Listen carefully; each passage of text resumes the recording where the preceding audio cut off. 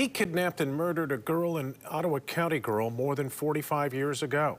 Now James Muhammad may get a shot at freedom. He's one of nearly 300 Michigan prisoners who could be resentenced after a decision by the Michigan Supreme Court. Target 8 investigator Susan Samples reports one victim's sister is outraged by the ruling.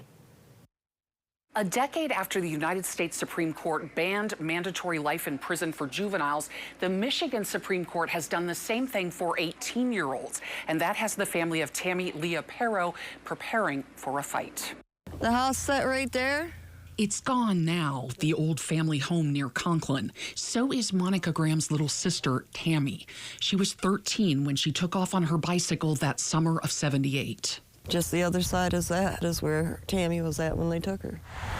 It should have been me on that bike that morning. But Graham had a headache that morning, so Tammi ran their mom's errand. And she had Tammi go to the store to get Dad a pack of cigarettes because you could buy them back then without your parents being with you and stuff. And that was the last time I seen my sister. Tammi had almost made it back home when James Muhammad and Thomas K. Nelson grabbed her from her bicycle and threw her in their car. From there out, the hunt was on for Tammi. A week later, police found the 13-year-old's body partially covered with branches in Kent County, not far from a farm where Muhammad and Nelson worked. Tammi had been raped and murdered. When we finally found her, the hell just come upon our whole family. And just, there's so much of it back then that I don't want to remember. I don't want the pain no more.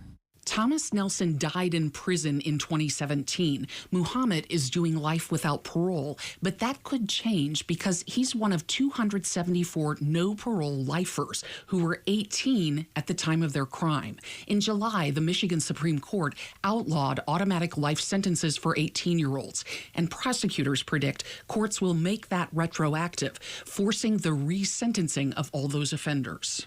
He may have only been 18 years old.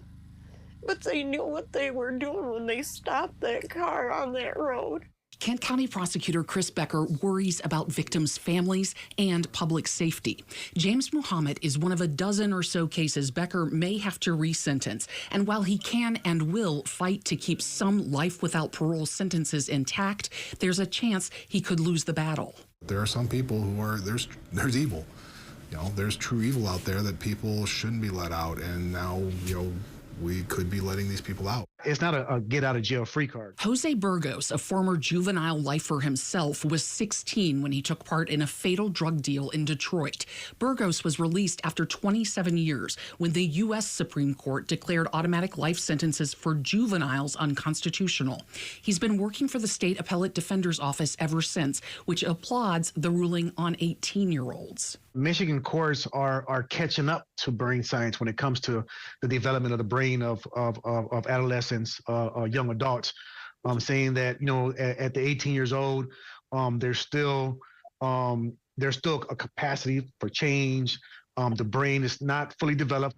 Burgos notes the new standard means judges and juries can take into account the childhood trauma that shapes so many young offenders, even at 18. But Burgos recognizes it's hard to find words to express to a victim's family. It sure is. The world lost a beautiful person, gained one hell of a beautiful angel, but it lost one hell of a beautiful person.